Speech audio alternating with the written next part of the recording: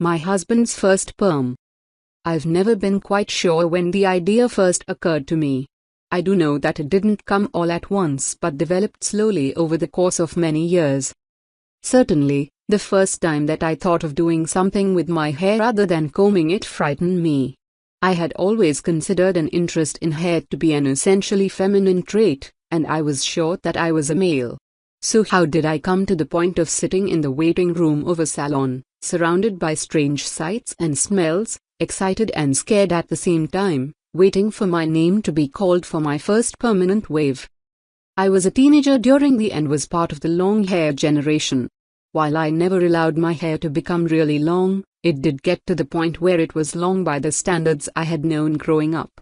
It was down to my shoulders, and was long enough that caring for it was more involved than a simple shampoo and toweling it dry.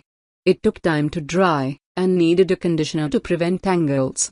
Beyond that, I was faced with choosing from a dazzling array of products, shampoos, conditioners and sprays designed to make caring for my hair a more enjoyable experience. With the 70s and my college years, I transitioned from barbers to stylists for my haircuts, and as an unexpected side effect, I began to see something of the variety of things that could be done with hair. My mother had always rolled her hair, and occasionally had a home permanent, but other than that the only contact I had had with the world of hair was my haircut, and I admit to being overwhelmed by the range of options available at the salons.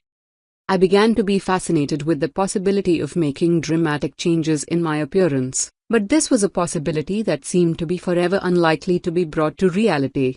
I had an occasional attack of jealousy aimed at the girls I knew who were free to do things with their hair, then worried that I might have a problem, wanting to be female.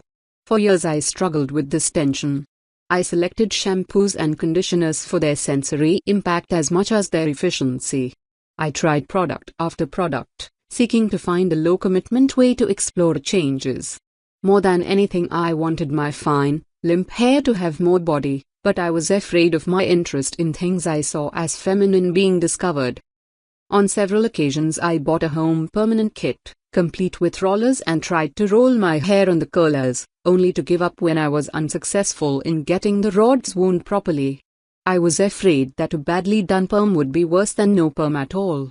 I also played around with hair color, selecting temporary colors as close to my own dark blonde as possible.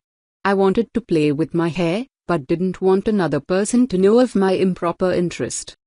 After I got married, and was able to see close up the day-to-day and longer-term hair care that my wife engaged in, my interest was piqued. I watched with deep interest when her sister, a hairdresser, did foil highlights on her, and gave her perms right in the kitchen. I was fascinated, but never even dared to consider having my own hair done. That was far too frightening an idea. For a number of years I struggled with this fear. I would make a point of watching perms being done whenever possible, to the point of sitting on benches outside mall beauty salons and watching through the windows while my wife was shopping. As the years went by, I began to see more and more salons begin openly advertising their status as unisex shops, and some men having perms.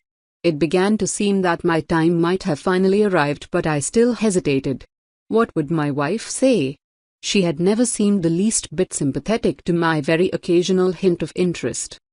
Whenever she was not home I took advantage of the opportunity and used her rollers, her curling iron, and her hot rollers.